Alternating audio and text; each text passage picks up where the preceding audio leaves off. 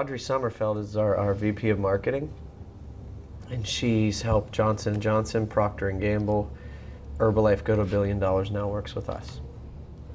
She's way more emotional than me. She does this for kids. And she talks about the backpack program and how they might get sent home with an applesauce and a bologna sandwich. It's like, at most, or nothing, right? So I'm all in. It's like, how can we do it together, though? I mean, I know our team and our people could bring, 500, 1,000 people to donate, right, on the bigger side of things. But even bigger than that, how can we take everyone that knows who you are, and how can we bring this together and have this big thing, And where Columbus, for example, goes, we'll handle our city.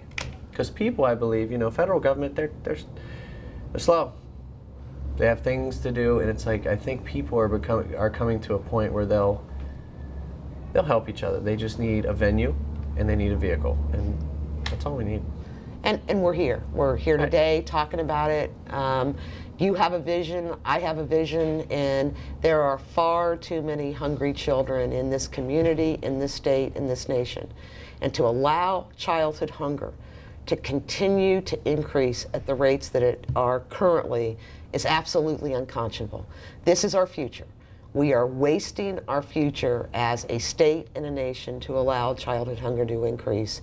And by coming together and laying out a plan and saying that we are going to organize and mobilize our resources, our collaborators, our partners, to bring our time, talent, and our treasure to say hunger is not acceptable, and we are going to work together to fight it.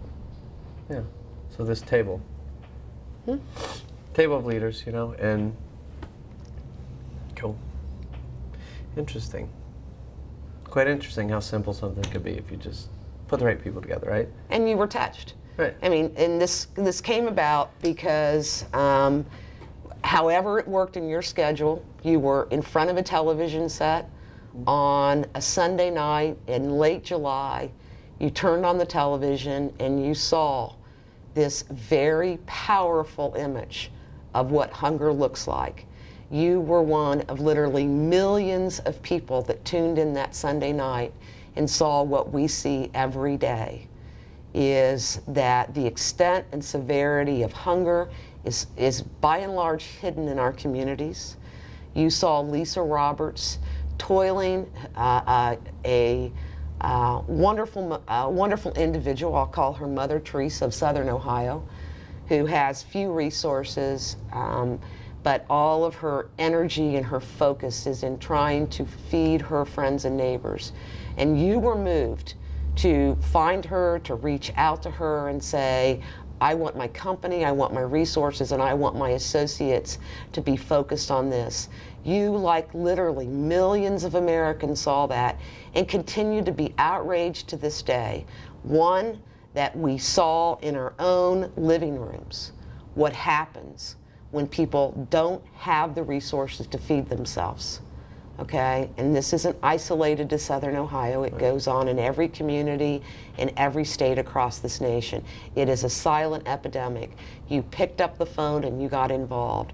And we believe that what we need are more leaders who saw that, more leaders who will be moved not only to act in their community, but to bring our resources, both from a philanthropic standpoint, from a donation standpoint, from our time commitment of volunteering, but also in a mobilization network. I am struck. I have had people in California, I have had people in Wisconsin, people in Florida that have called me after seeing that, and they all want to know the answer. So have we heard yet?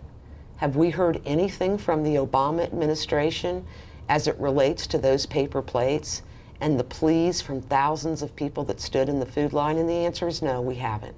So it means that we've got to redouble our efforts, both as individuals, as corporations, as people who care about our fellow brothers and sisters, to bring our resources to bear and say that in this greatest country, that hunger is unacceptable and we have to work together to stop it.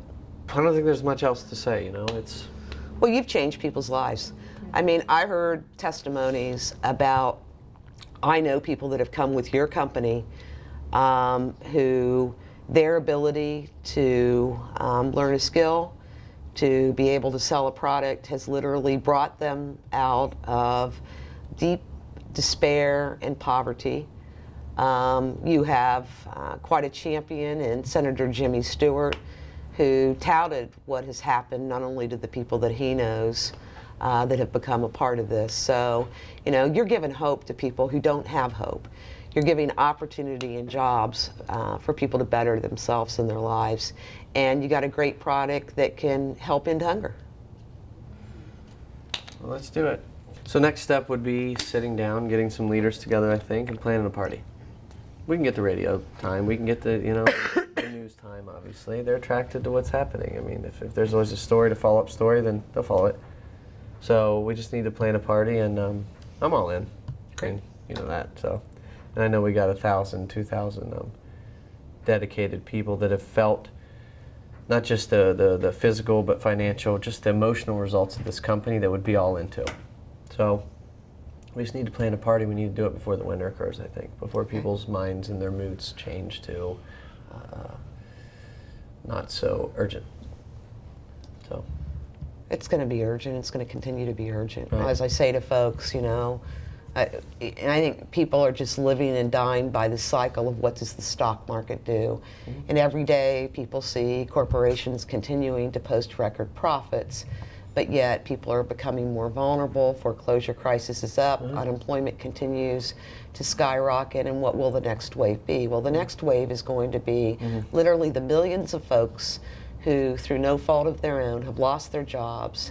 They are the long-term unemployed, and if Congress fails to act again for an unemployment extension, we will see literally millions more people join the food line, enter the ranks of the homeless through no fault of their own.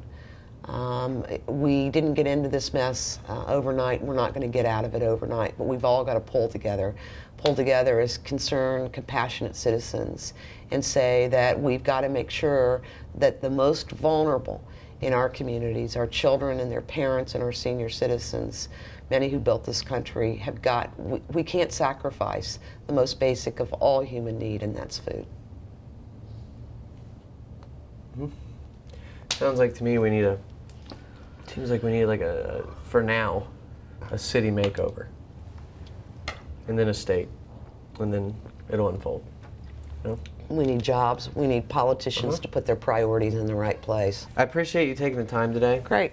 Give me a call. Let's sit down and figure out where you want to go on your next steps, and looking forward to it.